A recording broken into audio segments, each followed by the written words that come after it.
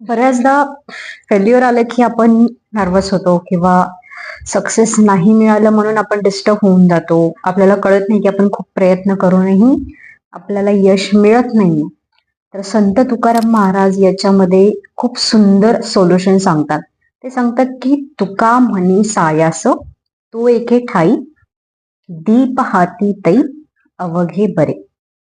म्हणजे अंधारामध्ये जर तुम्हाला काहीतरी मिळवायचंय, अंधार म्हणजे अज्ञान, त्याच्याबद्दल काहीच माहिती नाही तुम्हाला, तिथे जर तुम्हाला काही मिळवायचं तर तुमच्याकडे प्रकाश असला पाहिजे, म्हणजेच तुमच्या हातामध्ये दिवा असला पाहिजे.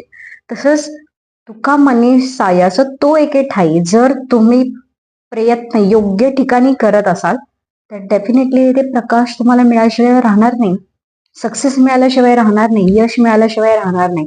म्हणजे जेव्हा पण आपण फेल्युअर मिळतं किंवा अपयशी होतो तर सगळ्यात महत्वाचं आपण आपलं कुठे चुकतं, तर ज्या गोष्टीसाठी आपण प्रयत्न करतोय कुठेतरी ते आपलं अज्ञान असतं किंवा पूर्णपणे आपल्याला कल्पना नसते त्या गोष्टींची.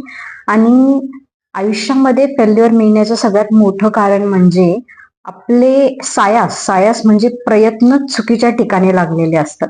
म्हणून अल्टिमेट जे सॅटिस्फॅक्शन, समाधान, यश हे तुम्हाला मिळत नाही कारण तुमचे प्रयत्न चुकीच्या ठिकाणी लागलेले असतात. हा संत तुकाराम महाराजांचा अभंग खूपच बोधपूर्वक आहे, बोध देणारा आहे की तुम्ही योग्य ठिकाणी प्रयत्न करा, तुम्हाला सक्सेस मिळाल्याशिवाय राहणार नाही.